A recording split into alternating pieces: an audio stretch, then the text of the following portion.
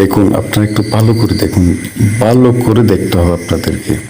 এত সুন্দর ওয়েদার না দেখে আপনারা যাবেন না। এই সুন্দর ওয়েদারের সাথে, এই সুন্দরের সাথে কিন্তু অসুন্দর কিছু জিনিস রয়ে গেছে। আমি আপনাদেরকে দেখাই, এই রোডটা ভেঙে সির হয়ে গেছে।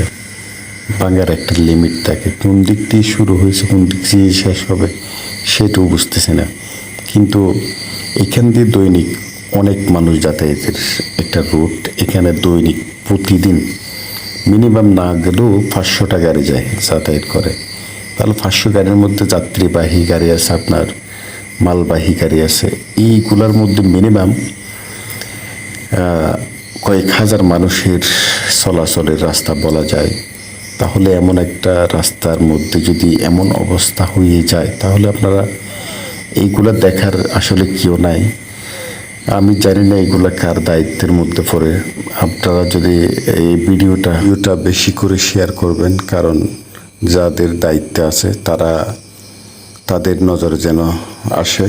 এই জন্য ভিডিওটা বেশি বেশি করে শেয়ার করবেন, যাতে মানুষগুলো উপকৃত হয়।